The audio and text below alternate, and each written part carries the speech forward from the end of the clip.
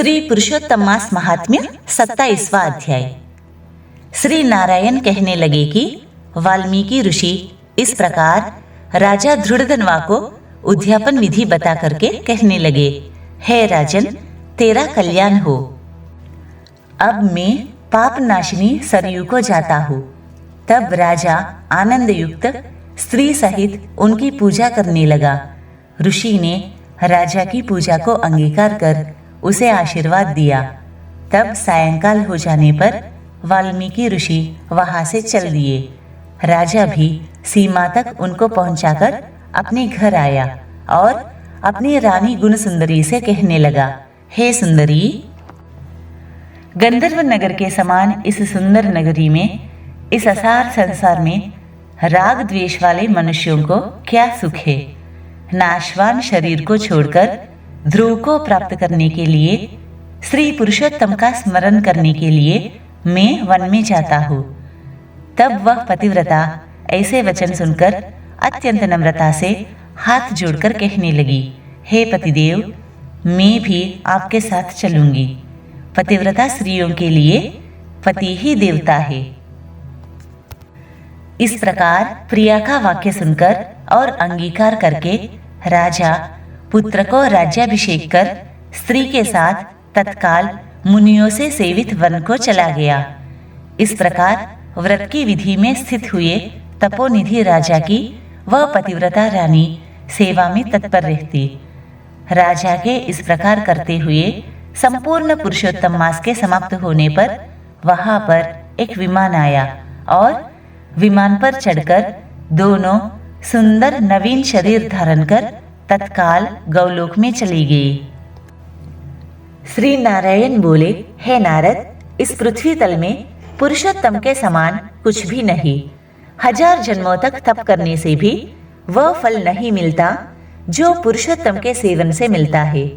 जैसे एक बंदर के 3 रात्रि स्नान करने से करोड़ों जन्मों के पाप नष्ट हो गए थे।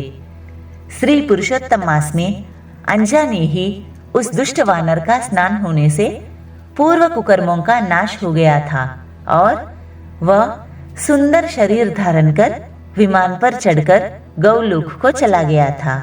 तपोनिधे, सब लोगों के हित के लिए वह कथा मुझसे कही कि उस बंदर ने 3 रात्रि वहां पर स्नान किया। वह बंदर कौन था? उसने क्या आहार किया, कहाँ उत्पन्न हुआ और उसके अनजाने ही पुरुषोत्तम मास में स्नान करने का क्या फल हुआ?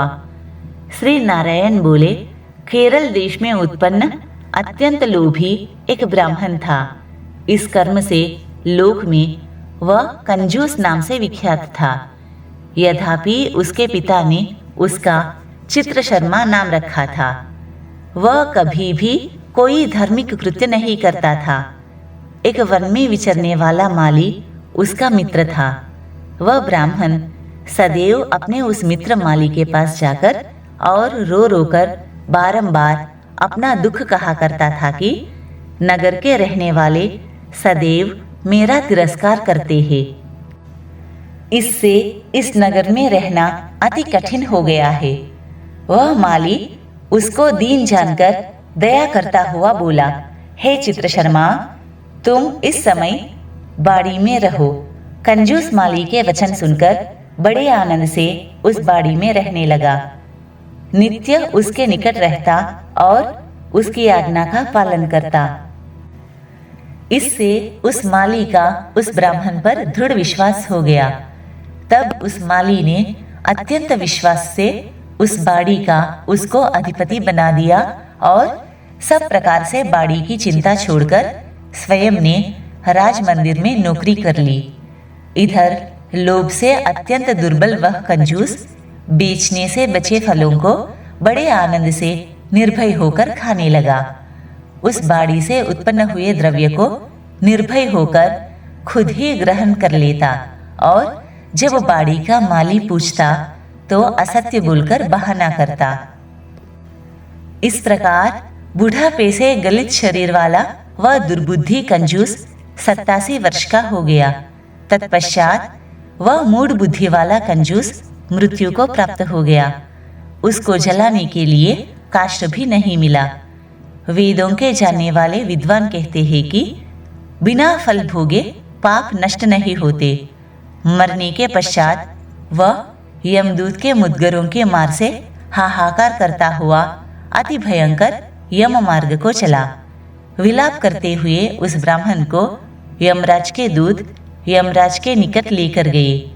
चित्रगुप्त उसको देखकर, उसके शुभ अशुभ कर्मों को देखकर अपने स्वामी धर्मराज से कहने लगा, यह कंजूस ब्राह्मण अधर्मी है। इस दुर्बुद्धि वाले धन के लोभी का कुछ भी अच्छा कार्य नहीं है। यह बाड़ी में रहता हुआ बड़े पाप कर्म करता रहा। बाड़ी के मालिक माली से विश्वासघात किया।